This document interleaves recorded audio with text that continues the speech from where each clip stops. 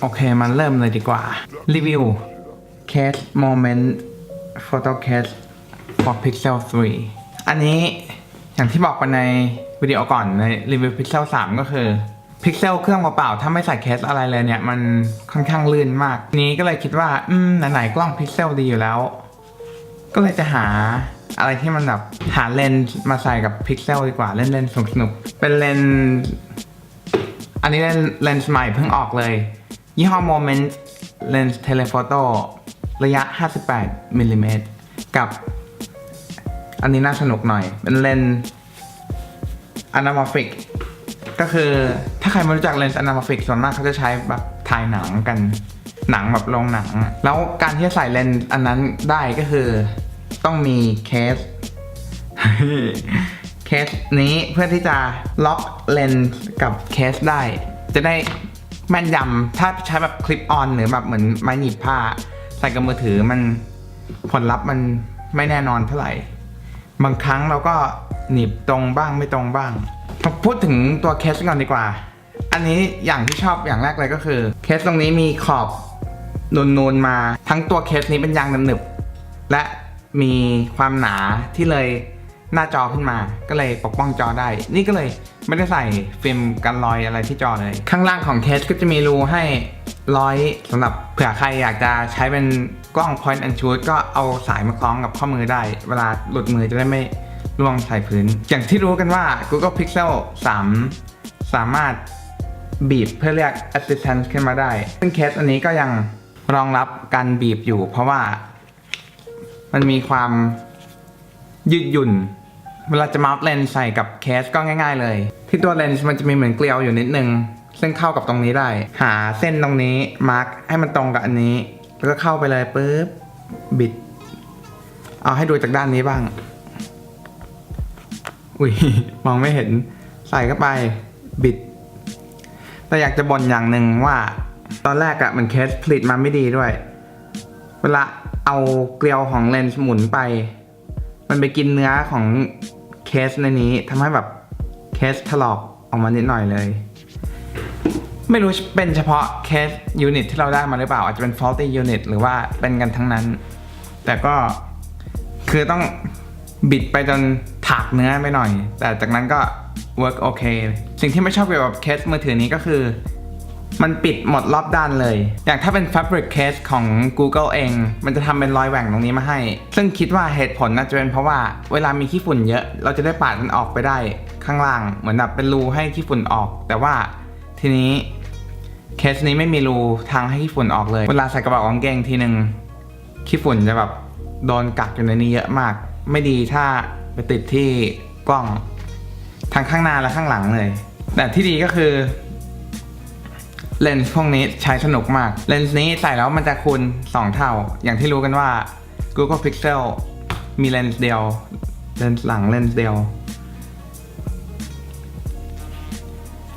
อันนี้ใช้แล้วภาพก็จะคูณ2เท่าเลยใกล้ขึ้นถ้าถอดปุ๊บก็จะเห็นกันว่าเป็นแบบนี้ส่วนอีกเลนส์หนึ่งเรียกว่าเลนส์ anamorphic ความพิเศษของมันนี่เลยความพิเศษของมันก็คือถ้าเราใส่ไปเลยแล้วใช้แอปกล้องธรรมดาเนี่ยภาพมันจะบี้ๆแบบนี้เหมือนหนังโบราณสมัยก่อนเวลาฉายในทีวีเทียบกับภาพธรรมดาดูสาเหตุก็คือเวลาคนจะถ่ายภาพยนตร์ในสมัยก่อนสมมติว่าขนาดฟิล์มมันเท่านี้แต่ก็รู้กันว่าภาพยนตร์อยากให้เป็น wide screen ใช่ไหมถ้าครอปด้านนี้ลงไปก็เสียพื้นที่ในฟิล์มเปล่าๆเสียความชัดคนก็เลยคิดมาว่าเอ๊ะเราจะทำยังไงดีนะให้แบบเป็น wide screen ในพื้นที่เท่านี้เขาก็เลยตัดสินใจสร้างเลนส์ anamorphic มาเพื่อบีบภาพให้ย่นจะได้ฟิตเข้ามาขนาดเฟรมของฟิล์มเท่านี้แล้วเวลาฉายเขาก็ไปผ่านเลนส์อื่นอีกทีให้ภาพที่โดนบี้มายืดเป็นปกติแล้วทีนี้ก็จะกลายเป็น wide screen นั่นคือเลนส์ anamorphic มันก็มีการประยุกต์ใช้ในยุคดิจิตอลเหมือนกันก็คืออย่างกล้อง GH5 หรือ GH5 เองอะไรอย่างนี้ก็รองรับเลนส์ anamorphic เพราะว่าเซนเซอร์ของ Micro Four Thirds สมมติเท่านี้ จะถ่าย 4K เพื่อให้เป็น aspect ratio 16:9 มันก็ต้องโดนย่นมา แต่ถ้าเกิดใช้เลนส์ anamorphic เพื่อใช้ประโยชน์ของความกว้างของทั้งเฟรมใหญ่ๆอย่างนี้ก็จะถ่ายได้มากกว่า 4K resolution เพิ่มขึ้นก็เป็น 6K แล้วไปยืดก็จะเหมือนเป็นในหนังภาพแบบกว้างๆรูปภาพแบบนี้แหละที่เกิดจากเลนส์ anamorphic ที่หลายคนพยายามใส่ black bar ข้างบนข้างล่างในวิดีโอของตัวเองเพราะมันดู cinematic แต่อันนั้นการใส่ black bar คือเป็นการ fake มันปลอมแต่ถ้ามีเลนส์ anamorphic แล้วก็มันจะใช้ประโยชน์จากความกว้างพื้นที่ของเซนเซอร์ทั้งหมดได้จริงๆเอาตัวอย่างรูปให้ดูกัน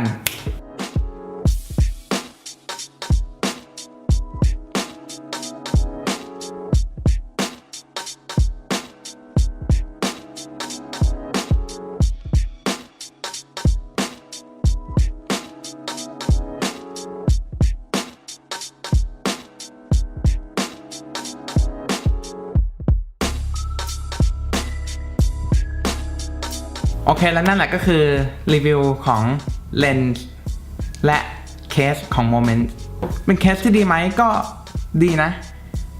แบบตกได้มั่นใจเลยว่าแบบหน้าจอจะไม่เป็นอะไรทำตกหลายครั้งด้วยแล้วก็ไม่กังวลอะไรเลยทำให้จับง่ายขึ้นด้วยไม่งั้นมือถือหลุดมือตลอดถ้าเกิดพิกเซลไม่ใส่เคสนะหลุดมือตลอดไหนๆจะใส่เคสแล้วก็เอาเคสที่มาใส่เลนส์ได้เลยแล้วกันราคาก็นิดเดียวประมาณ$30แต่ถ้าเกิดสำหรับคนที่ไม่คิดจะใส่เลนส์เพิ่มสำหรับถ่ายรูปอยู่แล้วก็ใช้เคสอื่นก็ได้น่าจะมีเคสอื่นๆที่ถูกกว่านี้และมีขอบป้องกันจอเหมือนอันนี้ด้วยขอบคุณทุกคนที่ดูวิดีโอนี้ด้วยแล้วถ้าเกิดว่ารู้สึกว่าวิดีโอนี้ได้ให้ข้อมูลอะไรที่คุณไม่เคยรู้มาก่อนก็อย่าลืมกดไลค์หรือ subscribe หรือทั้งคู่เลยก็ได้เย้เจอกันวิดีโอหน้า